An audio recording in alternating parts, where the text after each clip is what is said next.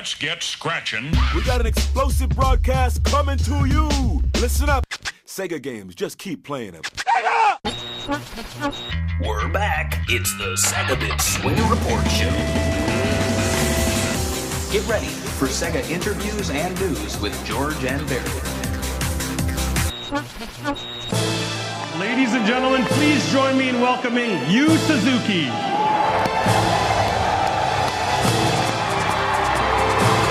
Let's count down. 5, 4, 3, 2, 1.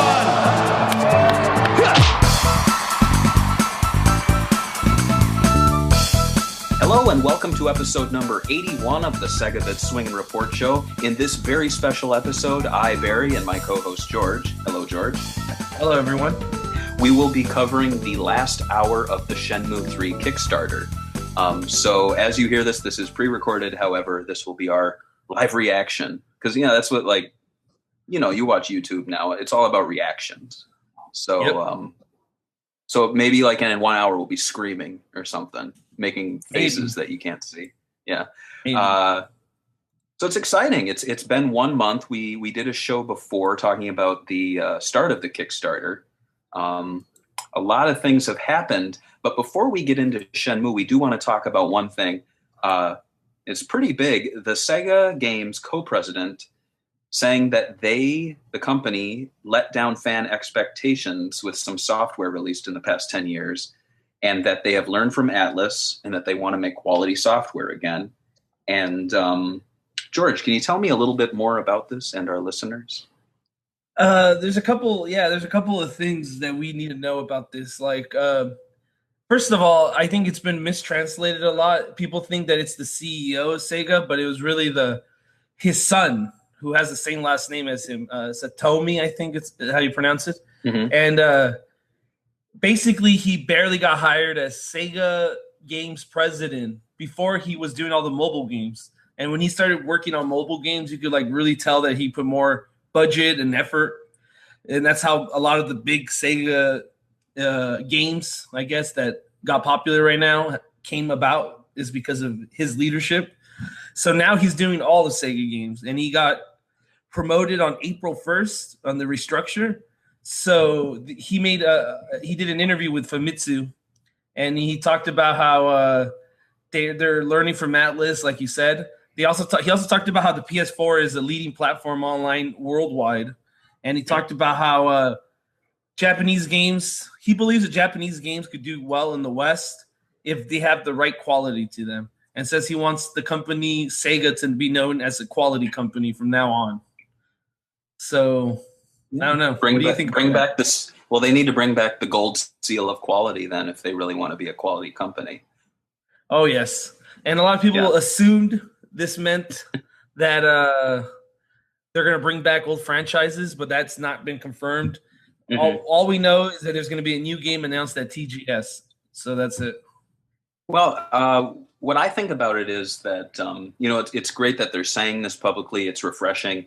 However, really, it's all they need to follow up with it. They you can be all talk as a company president or CEO or co-president as he is. But really, it's all about what they do. But you made a good point. Their mobile game has definitely stepped up. Sonic Runners. There was also, what's that RPG that's really big? Chain Chronicles. Chain Chronicles. Yeah, I've played a bit of that. That's good. But I'd really love to see them focus on stepping up their game in console and in PC.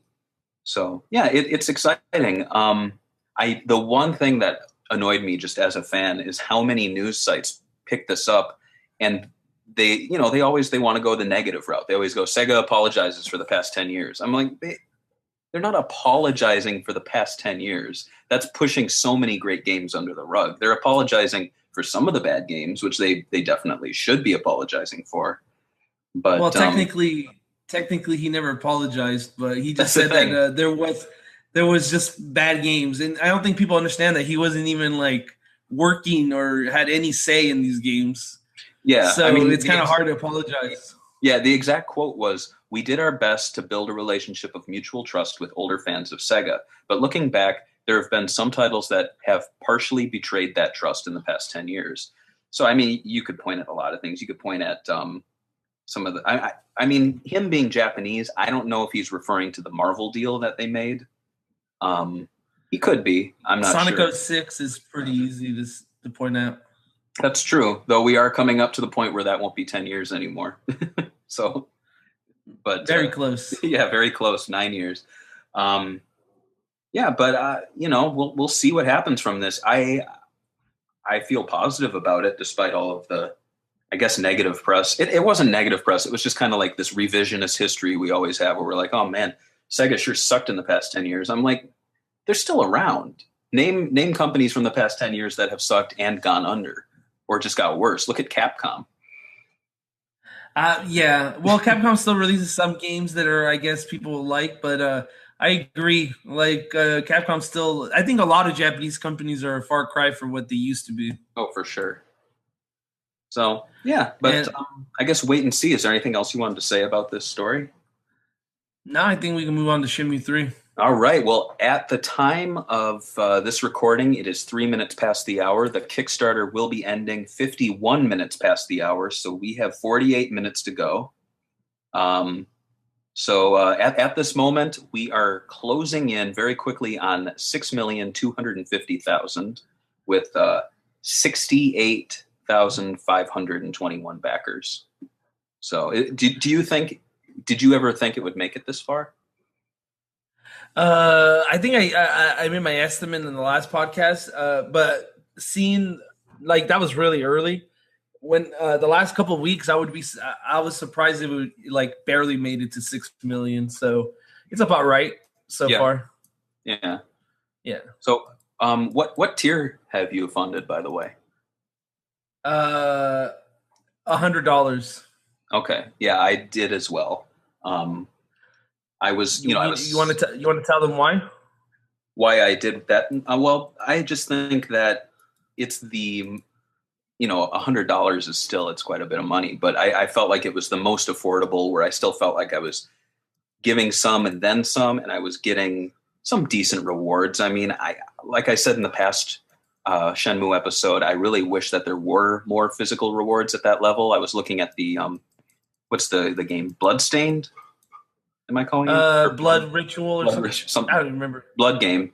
And at $100, they have so many cool things. But at $100 for this, it's the physical game. It's the digital trial and your name in the credits, and a digital phone call to characters from the past games, which is fun fan service. But man, I really wish I got that art book. I wish I got a physical CD soundtrack. I don't know. But it's what I can afford right now. And I'm really hoping that they open a Kickstarter, or not a Kickstarter, a store with PayPal support, because I would gladly, in another 6 months, throw another $100 at them for some goodies. I agree, but the reason I didn't do it is because I just don't like spending money on stuff that I don't know what it's going to look like. Like, even then, I was almost like hesitant on doing a physical copy, because they didn't show me the like actual renders of what it's going to look like each version. So I'm still on the fence if I should get the PS4 version or the PC version, because I do not like the way the box picture of the PS4 version looks like. It's like blue. Yeah. It's just kind of strange. Yeah. So yeah. I would do the capsule toy if I knew what it looked like, the actual 3D render. Yeah, we have compared this and the Toe Jam and Earl Back in the Groove Kickstarter, and I would say Toe Jam and Earl did almost everything right. They were upfront with everything. I especially loved that during the campaign they were showing what the statues would look like, and they looked awesome. I mean, I'm not getting them. I couldn't afford them, but they looked great. These things, though, I don't know what they're going to look like. They might look like cheap, Chinese plastic toys, which is what they're supposed to be, Yeah. So they're charging $20 for it, though. Yeah, it's quite a bit. And the art book, I would love to have that, but I don't know what it will contain. I don't know how big it'll be. The picture they show, it seems kind of small. It looks like a children's book. Yeah, and the artwork he's been showing, it's not really that he's been showing off on Twitter is a lot of sketches, which I don't mind, but I need to know what kind of artwork is going to be in there too, like you said. Yeah, concerning those sketches, a lot of them are old. At least the ones that they're showing on the Kickstarter page. The one of Londi, the one of what is it, Nio Sun, the one of Shenhua. They're all old drawings. They haven't shown. I love that old Shenmue art, but they haven't really shown any new Shenmue 3 art that really makes me want to jump at an art book. I agree, and I think that's mostly because they haven't started development, I guess, on the title yet. And I think it's like you could tell that they had nothing done before the Kickstarter started, and they just announced it. And I think it kind of hurt. It hurt its funding, I think. Yeah, I mean, just I don't see any new original art here. Maybe there is some. I'm seeing a lot of stuff from Shenmue Online, which is kind of funny. Especially when they're talking about on the Kickstarter page where we left off Ryo Hazuki. And you can totally see these look like Shenmue Online pictures. So, but you had some discussion topics here then. So let's get into those. Most of it is announcements that they've been made after our other podcasts. Okay. Well, let's go through some of these and share our thoughts. So the PlayStation 4 physical copy tier was announced. We haven't said what. So what version will you be getting, PC or PS4? I'm thinking about PS4 just because, I played it on a console. I mean, not a Sony console, but it's a console version anyway. And I think it'll be more, I guess, sought after if I ever sell it. So that's why I'm going with that. And I'm probably just going to buy the digital on PC when it comes out. That's a good idea. Yeah, I'm going to do the same. It's so far out. I know there were Xbox owners complaining. They said, I don't own a PS4. I'm like, you have till December 2017. I don't own a PS4, but I will by then. So I'm going to go for the PS4 version as well. It just feels better to have it on a home console rather than a computer. Shenmue has always been though I will say that if you get it on the PC and you play it with the controller, it'll be the Xbox control layout, I'd assume. Yeah, because you could use a 360 controller, exactly. Plug and play. Sort of like with Valkyria Chronicles. It felt like you were playing an Xbox version sometimes. But so I think that's what I'm going to be going for. Another interesting tier let's talk. I actually want to talk about this. What did you think about them adding tiers as the campaign went along? It seems they really went crazy with it. I think they should have, they did go crazy with it, which I don't mind. I just wish they weren't so high priced. It was like everything was like $2,000 and up, and it's like, oh yeah, we can't even afford a $200 version, and you're adding way more. Like, I think they should have worked on taking like $10 from each person by giving like something. I don't know. Yeah, just looking through here, there was a 39 tier added for Kickstarter exclusive Shenmue 3 wallpapers, as though those won't be hard to find. Like seriously, you'll be like, hey bro, do you have those wallpapers? Yeah, let me upload them to IMG. Google Drive, Google Drive. The other addition was the Shenmue 3 World Telecom, which is a really cool piece of fan service. But again, it's digital. But yeah, a lot of the additional tiers were much. I'm scrolling through here. $1,000 Rio voice message by Corey Marshall. And speaking of Corey Marshall, that was another addition. Corey Marshall was 100% confirmed coming back as the English voice for Rio. But they have not said anyone from the old cast being rehired. Including... Yeah, they haven't hired anybody. For Shenhua. That's what I was going to say. Oh, okay. So, but Yu Suzuki apparently hasn't even confirmed that the whole game is going to be dubbed in English. So, don't really know how that's going to work out. Yeah. I mean, it could be that they're just not going to have a large cast. It might just be Rio, Shenhua, and like 30 people broken up and voiced by different actors. Yeah, or it could just be that they leave the other people talking Japanese and then they just have Reed talk English. That'd be weird. And let's be frank about that too. What do you think about Corey Marshall? I know we haven't had him on as a guest yet. I'm not one to burn bridges or anything, but let's be real. I think, and it might not even been his fault. I think there was aspects. Sometimes there's parts of his performance where I was like, that's pretty good. I think he has a unique tone to his voice that kind of, I guess, works for the character. I can see why people would like him. It just felt like, I don't know if he's not a good actor or if Sega just didn't give him enough takes to nail it. But what I've heard from who was it that we interviewed from Lisa the Shenmue voice acting, that they just did everything in one take.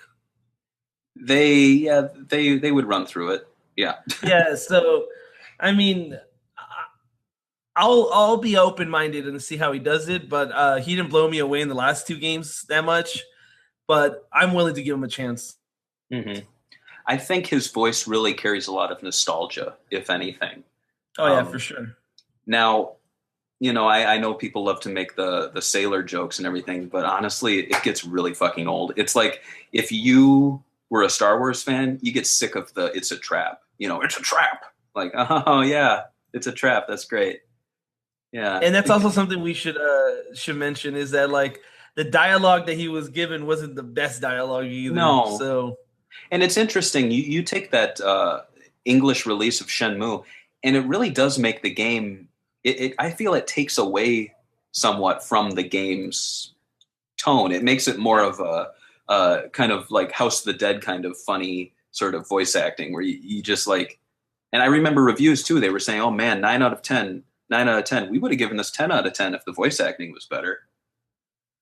Yeah, and it's I know it's early on when video games started with the voice actors, but like Metal Gear Solid there's some voices that they were off, but for like as a package, it was pretty good voice acting, and the lines were all right, I guess. I mean, they were cheesy, but not as cheesy as Shenmue was. Yeah, and I felt too that with Shenmue, you kind of start at the top, and the main voice actors, they're not bad. I really liked Lisa Wilkerson. Corey Marshall, he had his moments. I think he does anger really well, though I don't think in more of the emotional scenes he did that well of a job. But you get lower and you start getting to Goro, and you start getting to Tom, and you start getting to like the random drunk guy. And it's just like the audio quality too was kind of bad, wasn't it? It felt muffled sometimes. It sounded. I heard rumors that they got college people to come in and do voices for NPC characters. So, I mean, that would make sense. Yeah. Well, there was that article, too, on Shenmue Dojo with a voice actor, and they came in and they would say, "Do an old man." And the guy said, "I don't do an old man voice." And they said, "Well, just do one anyway." And be like, "Oh, what? What do you want? No sailors." And they'd be like, "This sounds awful." And they're like, "No, that's good." That sounds about right. Yeah. So, yeah, the voice acting is going to be interesting.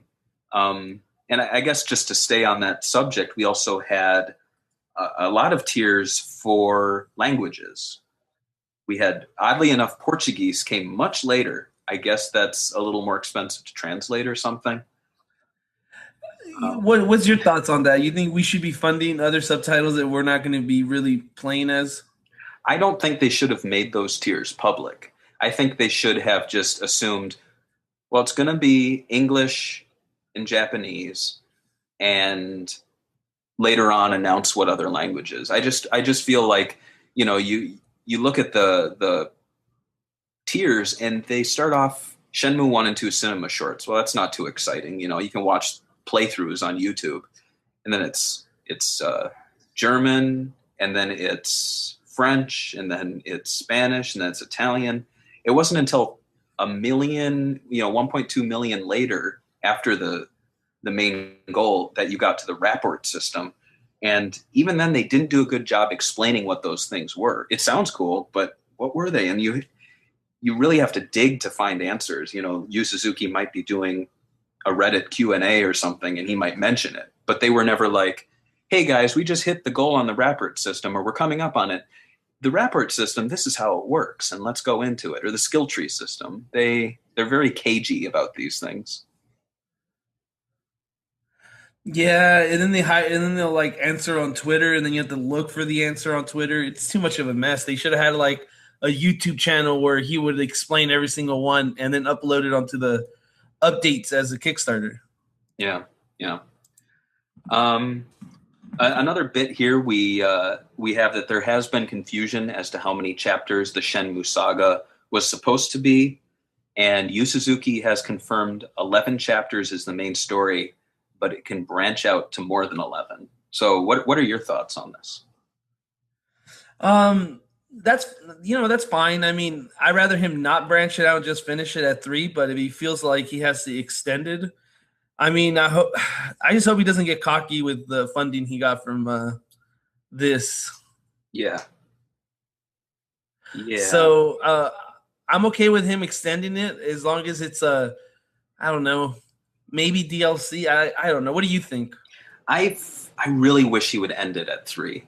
I'll be honest. I know people are like, oh, awesome, there was a 4th Shenmue announced. Guys, we haven't even made 3, and it's taken so long. I think he needs to make some concessions and just cut down a little bit. I know he has the story he really wants to tell, but man, it's going to be hell if we get through 3 and then 4 takes forever. It doesn't happen. I agree. I know I compare things to Star Wars a lot, but that was something where when George Lucas was making the first movie, he had a plan for between 6 and 12 films, but he thought, you know what, I'm going to condense the story and have the Death Star blow up at the end of this first movie. And if that's that, that's that. And it wasn't until he really got the ball rolling and realized that it was going to be a success that they made 2 and 3. And that's why there was a second Death Star, But, with Yu Suzuki, it's like he made the first 2 films or games. They basically felt like films. And he didn't, I feel like he didn't learn the lesson. He didn't think, all right, well, I had the privilege to make two great games. Now I'm getting the chance to make a third one. Let's satisfy the fans and end it. It's just, I don't know if I'm ready to like back a 4th Shenmue or at least go crazy again. You think there'll be another Kickstarter? I think so.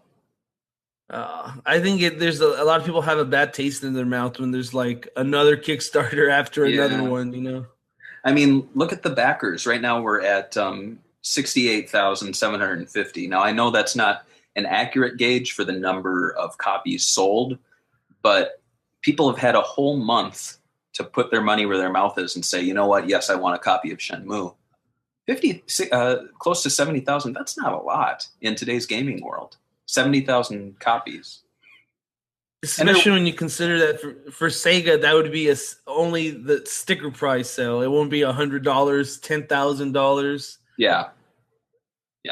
So I guess we'll see when it comes out. I mean, people could just be waiting for a retail copy, and then when it comes out, it's a great game and it sells 10 million copies. We don't know. And I think that's the exciting thing. All this stuff I'm saying right now, I might sound a little down on it, but it's just my feelings at the moment. Give me a few months. I might be all for a Shenmue 4. I might play the next game and be like, God, this is amazing. And then the PlayStation 5's coming out and they announce Sony's like, oh, we have Shenmue 4 as an exclusive. And Goro is the only playable character. It's Goro's side story with his all child baseball team. Dude, a baseball simulator, that'd be awesome. He's so good. I'd play that. So at more than 6 million pledged, Shenmue 3 is the most successful video game Kickstarter of all time. And Yu Suzuki has said with 5 million, the game's open world will be similar to Dobuita in terms of scale. So what do we think about this? Why don't you start? Yeah, I think I think that's decent considering everything. It's like I would have been happy if we got 3 back in like 2004, and it had like Dreamcast graphics. I would accept that, dude. I would have been smitten by that. I would have been happy. But I guess having brand new HD graphics and having the same size as what Shenmue 2, that's fine. I don't think we don't need a overcomplicated huge world like Grand Theft Auto. Like, I'm kind of a little tired of these really big open worlds where like it takes me longer to get to one side of the map to actually do the mission than it does to actually do the mission. Right. So and you had said Shenmue 2, but I think you meant the same size as Shenmue 1, right? Yeah, oh, I'm sorry. Shenmue 1, Yeah. sorry, I forgot. I honestly, I like Shenmue 1 more than 2. I mean, 2 has, I think, more improvements to the gameplay, and it has some really great set pieces, but 1 is just like, it's such a fun area to explore. So if they can recreate that, I'd be happy. It's very dense. Like, it feels like everything has like it's supposed to be there. Yeah. And, you know, Shenmue 2 was bigger, but I went back and played it again. You know, you get off the boat, you walk for a bit. There's a pier. There's not too much going on. There's some arm wrestling. You walk a bit more. There's a hostel. You walk a bit more. There's like a big, long, like street, but there's a few shops, but none of them are really interesting. You take all that space and compare it to Dobuita. There would be a shop every, 10 feet. There would be about 5 different characters around you at any time who have just really strange, interesting backstories. Not to say that. And then yeah, there's there's a kung fu master at the park. There's that guy that sells jackets. There's the doctor that always stands in front of his store. Yeah. And it has like everything has more character to it because it's smaller and better, I guess, made. Yeah. More attention to detail, technically. I mean, would be the phrase. Yeah, that's fair. Yeah. So that's not a negative, I don't think. No, I don't think so at all. So let's see. This other bit, Yu Suzuki said that they're making a system for the trial version to submit feedback to help shape the game. So do you think fans should be truthful when it comes to issues within the game like pacing, glitches, and other technical things? This is kind of a hard one to talk about because it's like a lot of people were very critical on the first Shenmue when it came out on its pacing and a lot of its dialogue and they didn't really improve on it because I guess they did improve it on 2. Do you think they should take fan feedback seriously or should they just make the game they want? That's basically what I'm asking. I think to a point they should. I think Shenmue 1 and 2, it has a lot of detractors even to this day. I know I was complaining to you in private about people who on the Destructoid article were saying, meh, I've played Shenmue. It's not really my thing. It's like, you know what? Then get the fuck out. I always felt that the Shenmue games were akin to like a Miyazaki film where, it's not moving at the pace you would typically expect a video game or a film in Miyazaki's sense to move at. But, you just need to slow down and really find the beauty in some things, or the catching leaves in slow motion. I find that far more exciting than playing Grand Theft Auto and saying, "Oh, hey man, you got to go rob that store. It's an escort mission, man. You got to take me there." I don't exactly. That's pretty good. You like that voice? Yeah, I like that voice. Yeah, maybe I'll do that for the rest of the show. But I don't want to shit talk people on the internet, but people like doing that. So everyone has an opinion, but I think in terms of looking at the first 2 Shenmues, there are problems. But I think when it comes to just, I don't really know what I'm trying to say. I guess the game as a whole, it is a great game. And if you don't think so, then I don't know what your problem is. There's a little bit of things that Yu Suzuki did in the first game, at least. I don't remember if the Xbox version of 2 did this. Like, when you go and play it back, you're like, wait, I can't use the joystick to look around. I have to use the D-pad to walk. I mean, the D-pad looks around. Yeah, that thing. I mean, do you think that he should make that normal? Oh God, for the digital version? Yeah. I think for sure the movements need to be updated. I think Shenmue 2 actually they had a first-person view inside of buildings. I thought that was really cool. So I think they need to bring that back. Honestly, I think it might be kind of fun with Project Morpheus or with Oculus Rift to actually have a thing where when you go into a building, you can put the headset on and like walk around freely and look at things. That would be kind of cool. One thing the reason I want to get the PC version is because I know it's going to be modified, and I want to play it through with like Shenmue 1 textures, like from 1 and 2. I think that'd be pretty fun. That would be cool. So, as for the pacing and all that and giving feedback, I mean, I'm going to give honest feedback what I think. Like, there's something like some Japanese developers have this weird like tendency of like doing little things like menu system really strange. Like they need a be told like, okay, this is not that good. At least we get to give them feedback though. It's a good thing. Yeah, it would improve the game hopefully. For sure. And I mean, I don't think by that point we'll be making comments that's going to affect the story or anything like that. Really, people aren't going to be playing and they're like, yeah, I think Rio should really just like get his revenge right now, and he'd be like, oh, you're right. And then Londi just like walks on and he kills him and the game ends. He's just like wandering in the wilderness. Yeah. That's an interesting question. Both Shenmue 1 and Shenmue 2, they did have endings, alternate endings, bad endings. How do you think, Yes. We don't know too much about Shenmue 3, but what would your ideal alternate bad ending be for Shenmue 3? Dude, I have no idea. Like, I mean, isn't it always Landy coming out of nowhere and killing him? Yeah.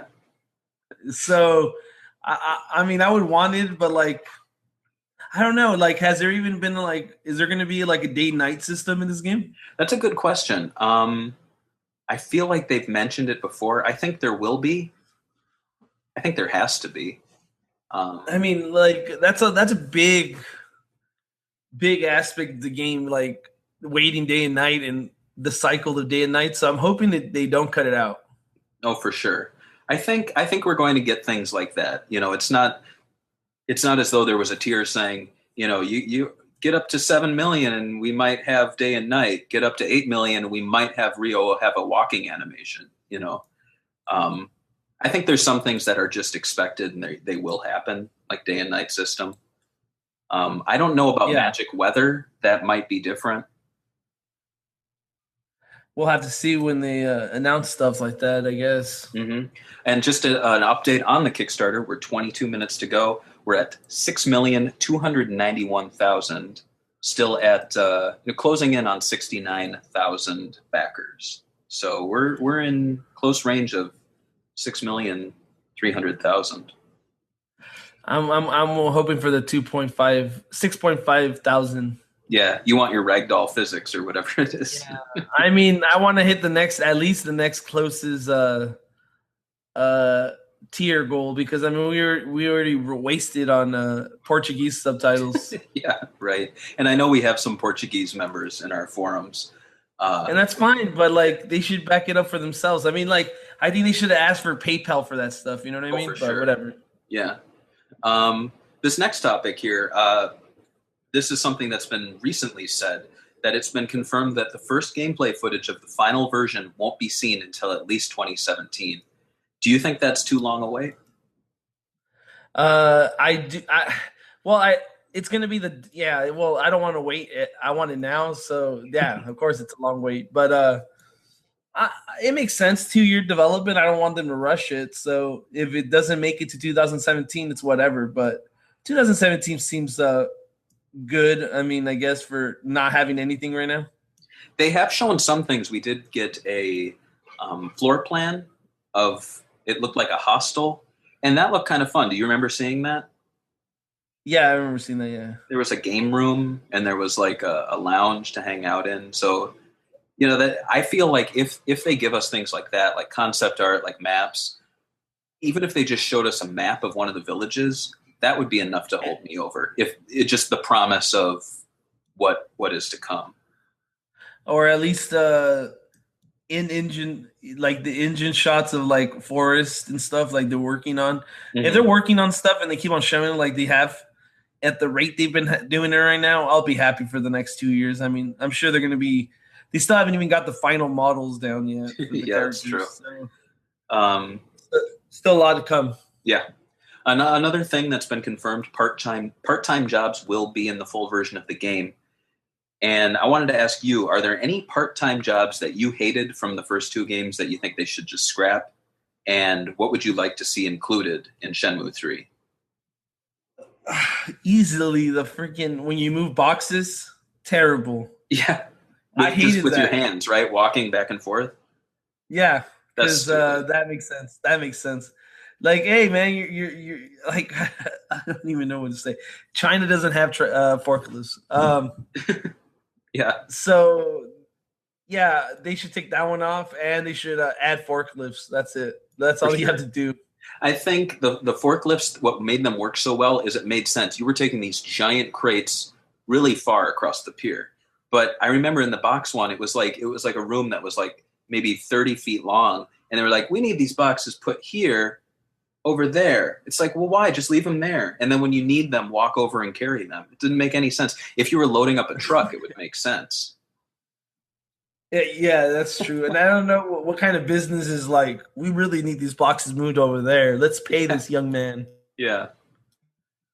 We're closing in on 6,300,000. Someone actually pulled a $200 and then it shot back up again. So that was nice. Yep, we just passed it, and we're coming up on 70,000 backers. So not too bad. 18 minutes to go, and we're 200,000 away from that 6.5. I feel like a lot of people are going to start backing it, knowing that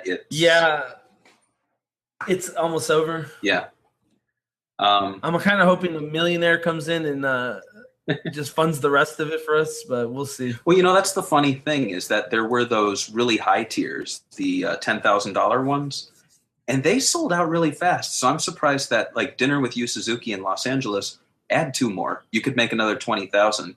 Dinner with Yu Suzuki in Monaco, there's 1 left. And nobody wants to. I mean, the Yu Suzuki's already eaten too much. You can't eat again. Yeah. So you can't add that.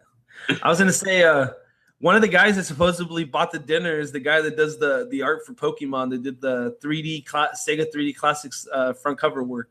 Yeah, how funny is that? I think we mentioned that in the last show, and I was saying that's like if you were one of the members, one of the people going to that, that's like a double win. You get to have lunch with 2 game developers, 2 dinner. Do you think Yu Suzuki's going to get really drunk? Yeah, I think they get wasted as hell. I remember reading Yuji Naka back in the Dreamcast days when he said that Yuji Naka could drink Yu Suzuki under the table. So yeah, he drinks, obviously. You mean Yu Suzuki could drink Yuji Naka under the table? Yes. No, Yuji Naka said he could drink Yu Suzuki under the table. And I'm like, man, the Sonic guy, there you go. That's funny. You don't play around. In regards to part-time jobs, that was actually something brought up too in that very early on in the campaign, they sent out surveys, and you were asked, what are your favorite part-time jobs? You were asked, what are your favorite characters? For the jobs, I know I picked Lucky Hit. That's always a good one. The Pachinko, I believe. And what was the other one I really like? I mean, obviously forklifts, but I did find it funny that for the characters one, Rio was an option, and he won. Because obviously he's the star of the game, and it's just I don't know what they were thinking, because when he won, they made this announcement saying Rio won our character poll, so now Rio will have an extra scene in the game just focused on him. I'm like, the whole goddamn series is about Rio. Like, what are you? That's true. Why are you doing that? Like, come on, guys. They're doing this to make you angry, dude. It's obvious.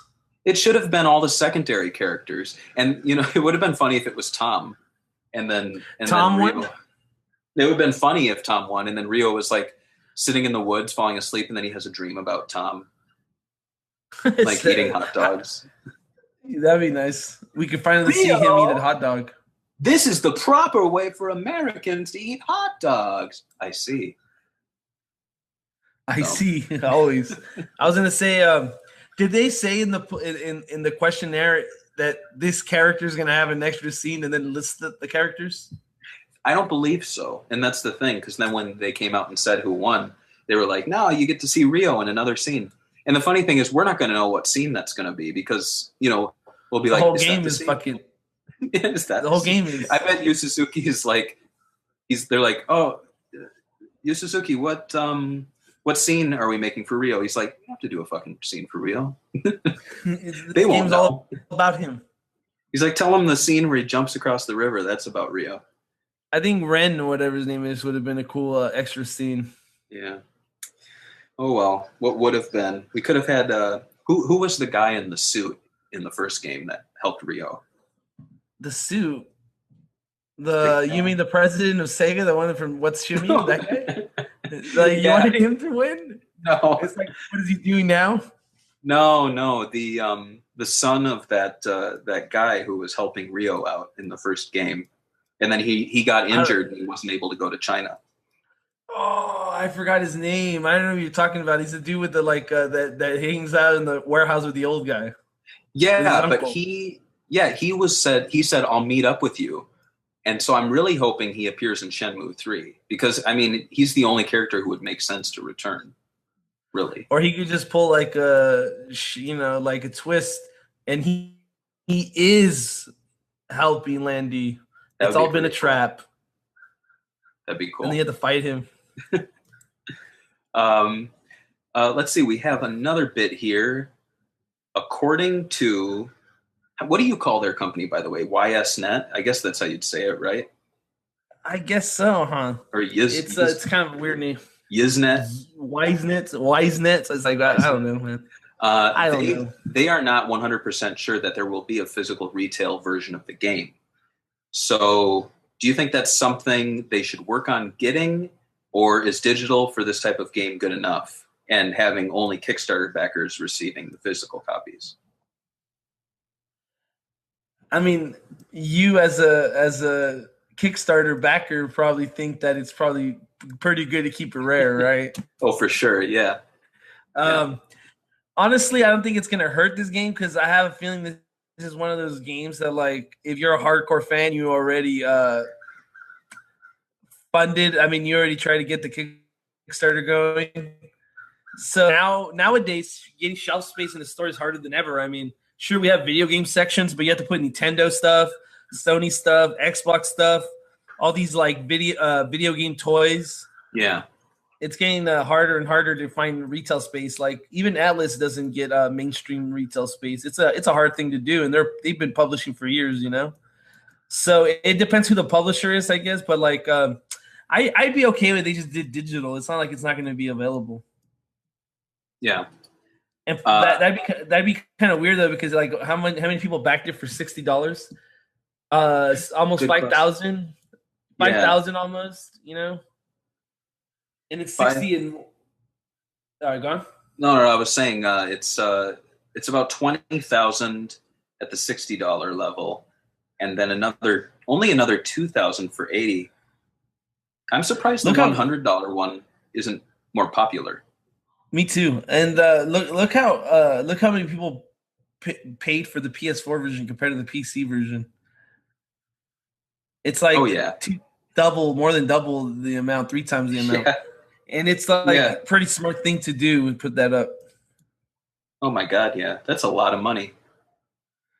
So they did a good job putting the PS4 version up at least. What would you say is talking about that? Awesome Japan was the company running this campaign. What did you think? You want me? Oh my God! Be truthful. All right, here we go. You just opened up the freaking box of snakes. Okay, no. Box of snakes. Honestly, I think they literally. I think this whole Kickstarter ran on the name alone. I think if it was like a no-name game, it wouldn't have gotten anything. I think Awesome Japan kind of dropped the ball a lot. I think the only thing they did right was announcing it at E3. Yeah. And besides that, they like their Twitch things have not been set up properly. They haven't actually went out and tried to get media to cover the game outside of the Sega fan base. They kind of been letting the Shenmue fan base take over. I would argue that they haven't even gone outside of the Shenmue fan base. I mean, they've gone to some pretty great lengths to have people from Shenmue 500K and Shenmue Dojo, but they weren't like, oh, hey, let's talk to SEGAbits. I mean, not to just mention us, but like no general Sega news sites were really spoken to. Exactly, and it also feels like I've submitted like I would say 20 questions to that Ask You or whatever you ask you Twitter answer, and all of ours on the SEGAbits account and my personal account have been dismissed, and a lot of the same people have been answered. Been getting their questions answered, and some of them were good, so I'm not getting mad. But it just feels like whoever's picking them is creating like they have a objective, I guess, on there. And I mean, not to compare web rankings, but I'm just looking here at the global rank of Shenmue Dojo. It's a fantastic site, but they're at 4 million. 4 million global rank. I'm surprised you compare that to us, and we're at what were we at, like 20,000? Yeah, and it's not even, and it's like that's actually pretty low compared to like 200,000. Yeah, and that's even low compared to all the other sites that would gladly do an interview with Yu Suzuki on their higher ranked site, like sure. Kotaku or Destructoid. Yeah, I mean, they never really like reached out.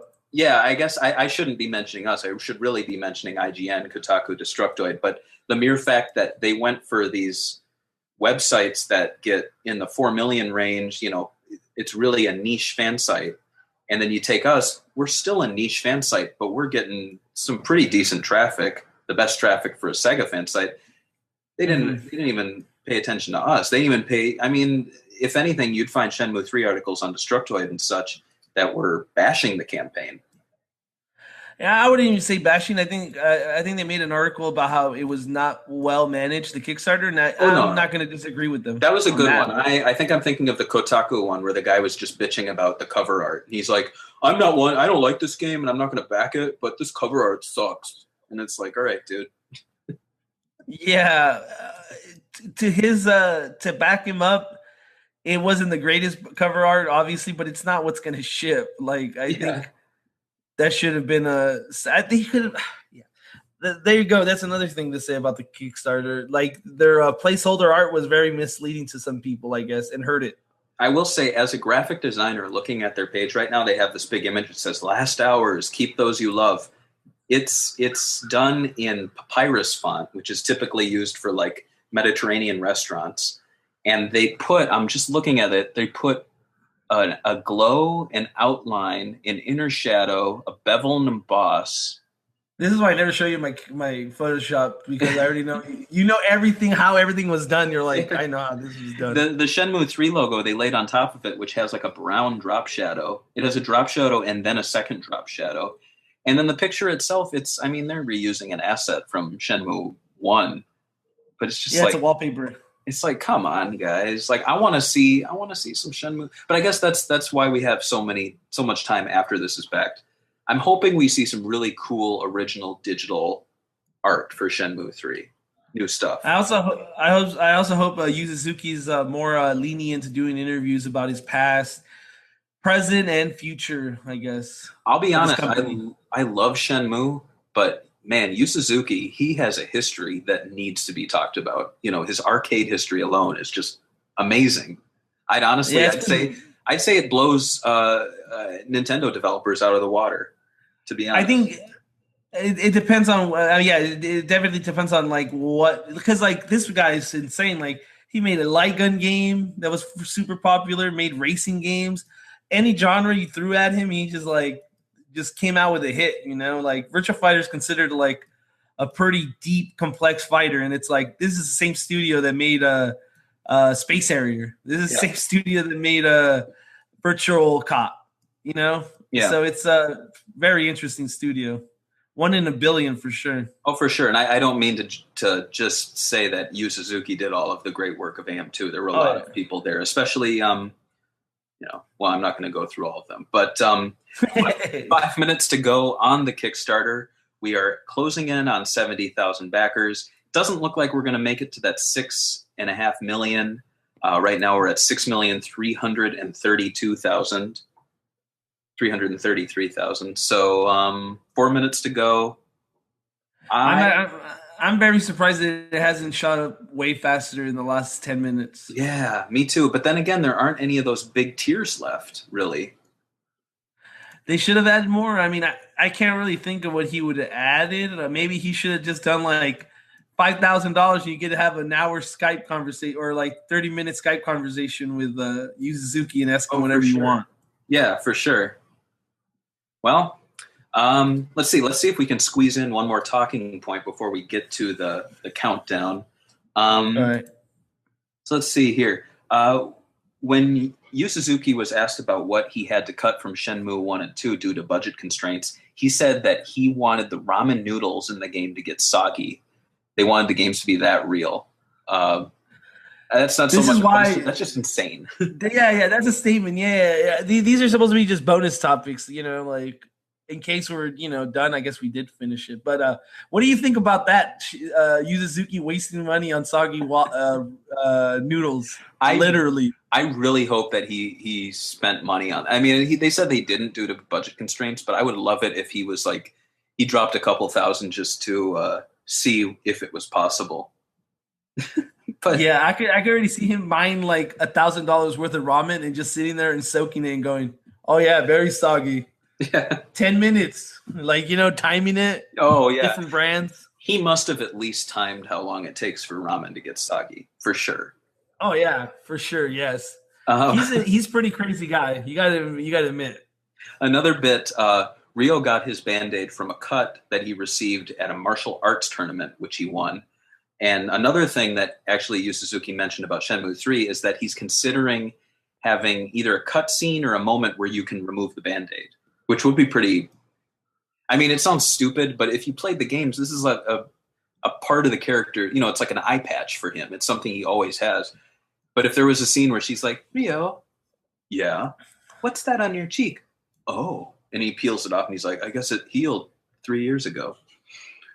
How long has it been from the first game? It doesn't really how long has it been from his father's death to the end of Shenmue 2? That's a good question.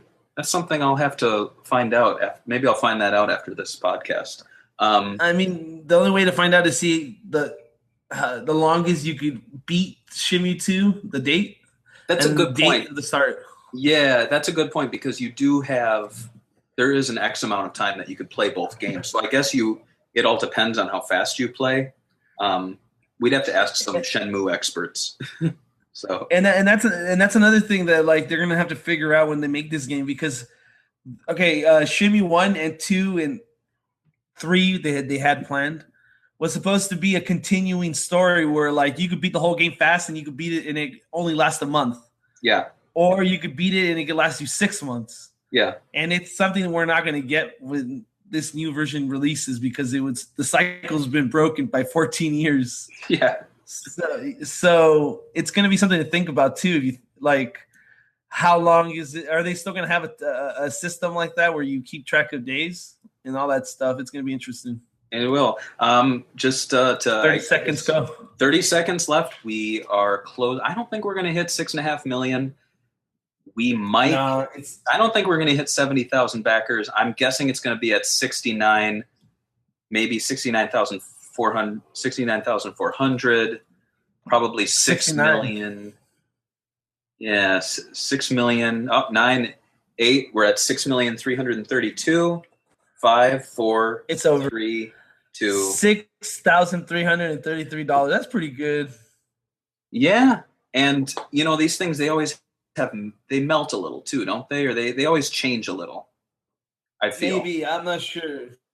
And then they have to give how much percentage does Kickstarter take? Oh man, a lot. 10, I think. Did they do a break? I think they did do a breakup of the funding, but I'm trying to look for it. Oh, here it is. I'm sorry, I'm typing the tweet right now. It's so unprofessional of me. Go for it. Apparently they take about 8% to 10%, and then you have to give Steam 10% through the Steam store, and then 20% to Sony through the Sony store. But that seems to be all profit, I think. From the outside of funding. I think the Kickstarting copies are free. Free So of charge. so the final count, 6,333,295. I really wish we got an extra $5 so it would say 6,333,300. That would have looked cool. Yeah, that would have looked a lot better, but still pretty damn good. I'm happy I pledged $100. I can't wait to get it. I want to put it in my PS4 and play it, I guess. Yeah. I was going to say Dreamcast, but that's not going to happen. What do you think about those people that want a Dreamcast version of the game? They're definitely dedicated. Good for them. That's cute. They really don't want the game to sell. Yeah, it's interesting. And there was a forum discussion about this too, how people were complaining about the latest trailer that went out of them looking at the bugs. But at the same time, people have also been saying that, before the Kickstarter even came about, they were saying, they really should have just done like a graphic novel or just release the game on PC. Nah. or they could have shown, or they could have gotten like a really good professional person that makes trailers. Oh yeah, paid them to make a trailer for like just old cutscenes from the older games, but like in high definition, widescreen hacked, version of it. And like added some like shaders and stuff to make it look dynamic, and like just like showed the past and then show what they want to sell with it. And then they should have shown a little bit of what Shenmue could be, like a proof, like a proof of concept or something. Yeah, I think he should have had a couple of people already working on it and external funded, at least a proof of concept. How many years has it been now that we can officially say that Shenmue 3 has been backed and is starting development? 14 years, isn't it? When did part 2 come out? 2001, wasn't it? Yeah. Yeah. It's been a long fucking time, dude. I remember every single year people saying it's never gonna happen, and now it happened. I don't know what the fuck to say.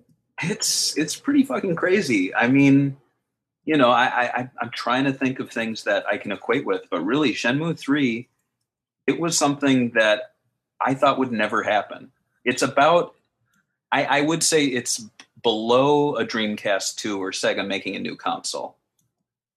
Oh yeah, and yeah, I would agree with that. I mean, but I never thought we'd see a Shenmue 3. I'll be honest. I didn't think it was going to happen. I thought he would maybe give up on the idea and then just make a comic book or something himself and then like release it monthly. But I'm surprised it happened, and I'm kind of glad it happened. I mean, let's get this thing, let's end it. I think everybody wants to move on because I mean, Sega gets hounded every day about this. Oh man. So now they're gonna get hounded for the HD re-releases, and honestly, it would help this game a lot. Oh, for sure. And I don't think Sega is in the business to help Shenmue 3. But then again, this will also help them too, considering it's this new revival of the name. Yeah. Oh, for sure. I mean, that's the thing, is that they could really piggyback off of the hype. And a lot of people think that's sleazy, but at the end of the day, really, they're the ones that spend like $40 million for the first two, and then another $20 million on Shenmue Online. Oh, God, they got canceled. You know what? Talking about tiers, one of the tiers should have been that you get like a design document for Shenmue Online. That would have been awesome. Yeah, I'm surprised he didn't just say like, but you know what? I think I have a feeling that Sega wouldn't allow him to like reveal that kind of in-house stuff. So I could, because they're funding. Well, once they're funding, they own everything. Yeah, I'd love to learn more about that, because I feel like there was a point too where people thought that Shenmue Online was actually released. They're like, yeah, it's in China, right? People are playing it. Yeah, well, yeah, a lot of people actually that I talked to thought that too. One thing I'm going to say again is I think Yu Suzuki would be smart to team up with smaller U.S. companies like I remember those T-shirt companies that used to do like weird Sega designs. Like they would cross the movie and the game, and they would make a shirt for $10 or $15 or something, like T-Fury. Well, right now they're actually working with actual people that hold IPs like they do stuff with Kevin Smith, the guy that does Mallrats and Clerks. Yeah. And they'll do official shirts for them, and I think Yu Suzuki should do like a couple of shirt runs with them. Give them the license, they get a percentage, and they do everything, and all they do is get the profits of the name, and that funds the game more. You know, they should do stuff like that, and then open up a store for that kind of for capsule toys and stuff. Oh yeah, I think a PayPal store has to happen. Even if not a store, just a PayPal backing system. Yeah. Yeah. But so it didn't reach $10 million. Are you just kind of disappointed a bit about that? You know, nearly $6.5 million is a great amount. I do wish we hit that 10 million. I know we're wrapping up the show, but I did want to look at what we didn't get. Or at least what, we might get it. It might be, 6 months from now, they're like, oh, well, Yu Suzuki got a few more million, so we are getting these things. Or they found out that it's really easy to add a third mini game. But the problem with development, the way development works, it's never really that, oh, we added more stuff. It's usually we took away stuff. That's true. So I'm hoping it works out. There were battle system expanded. There was ragdoll reaction, AI battling, and high ground battle system. Now, my guess is the ragdoll reaction is because in the original game you'd hit people, and I think they just had kind of a little animation with animation falling down. It wasn't really reacting. That would have been cool. It's not necessary. AI battling is interesting. It makes me wonder if it would be AI versus AI, perhaps. I kind of thought it was like the AI would be smarter. I guess they would spend more time making you could put the difficulty hard, and the AI would be super hard. True, or it could have been like a training mode.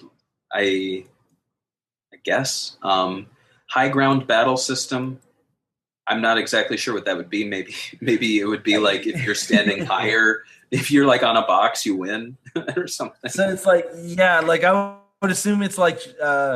Virtual, like the ground level, like instead of just being in a flat area, there's like actual like levels to the way you fight. I guess like if you're like in a slope, you hit a little differently or something.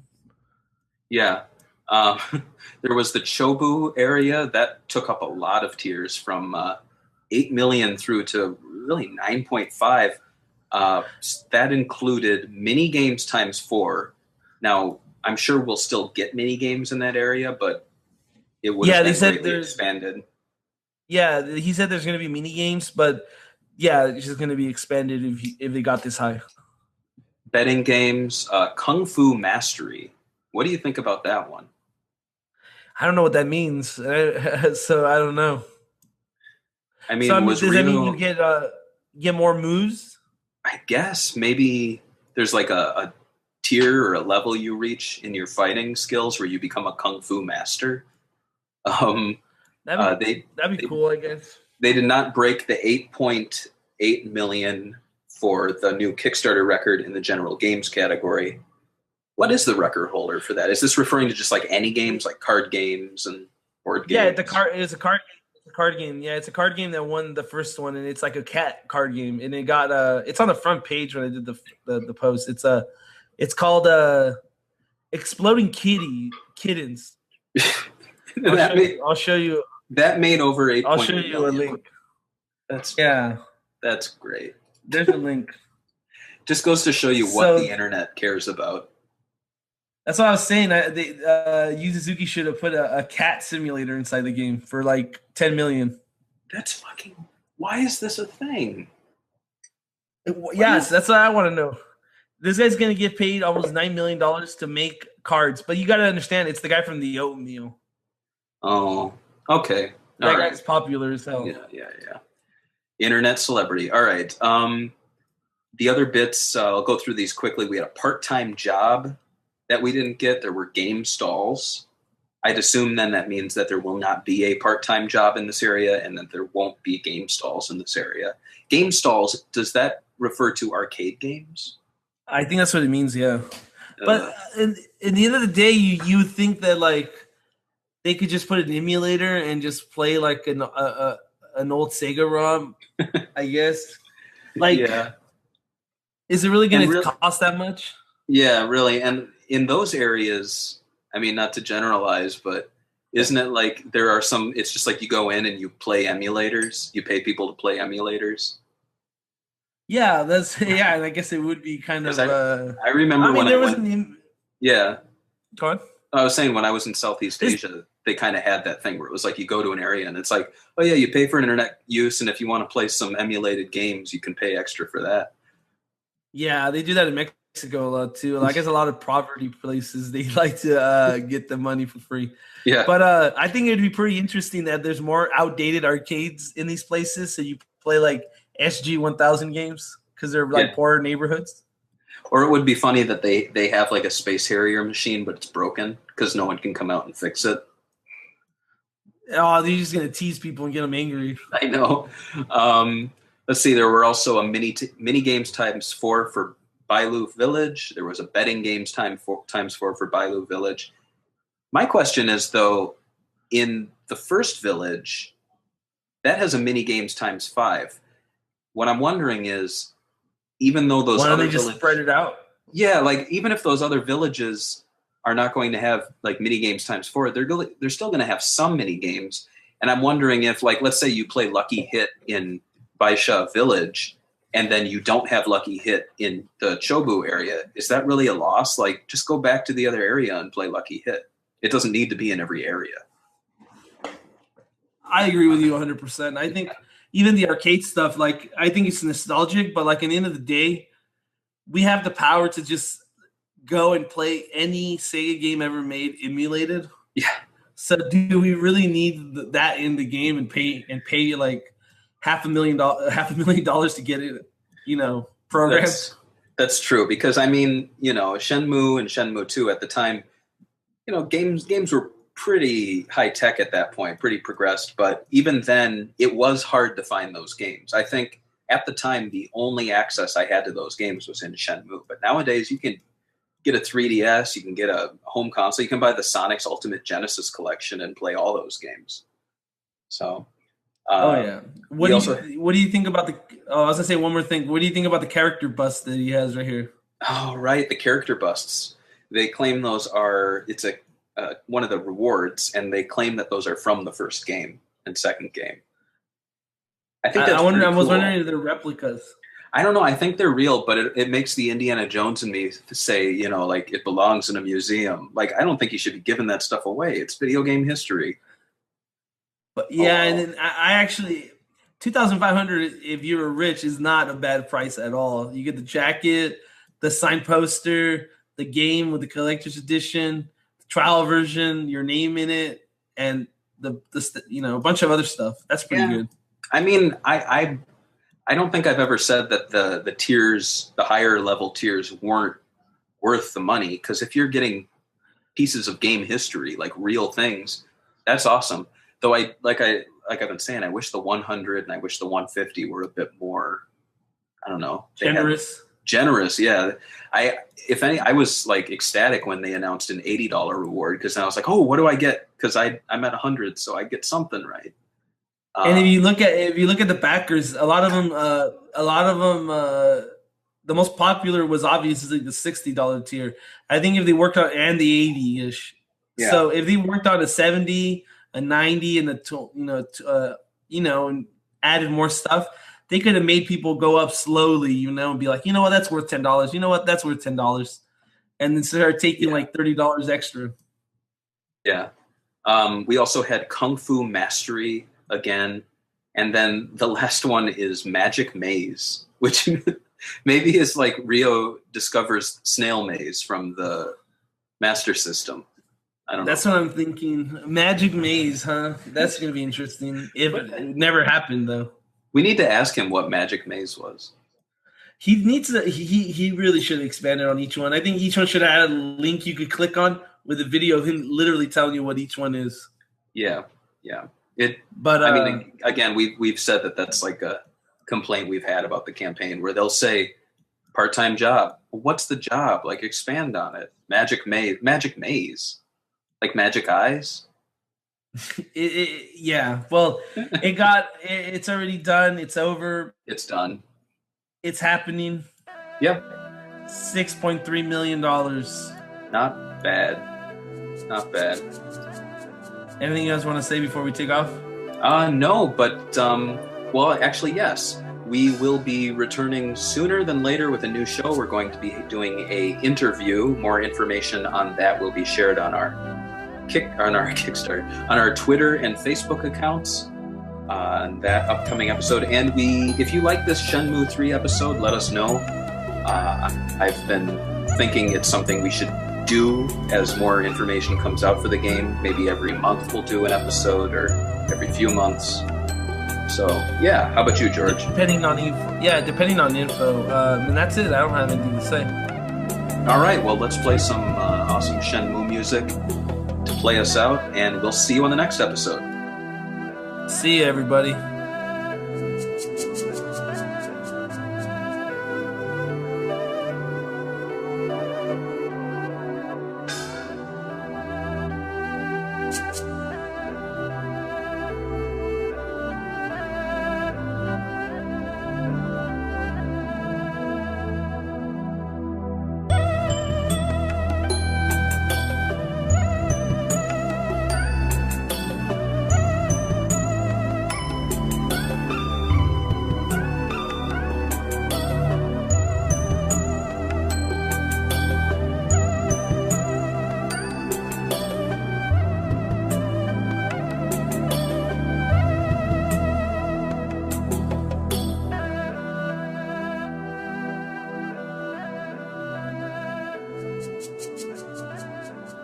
The SEGAbits Swingin' Report Show is a production of SEGAbits. SEGAbits is a fan site that is not in any way officially affiliated with Sega. Sonic the Hedgehog and all Sega-related trademarks are copyright Sega. All other featured trademarks are the property of their respective owners.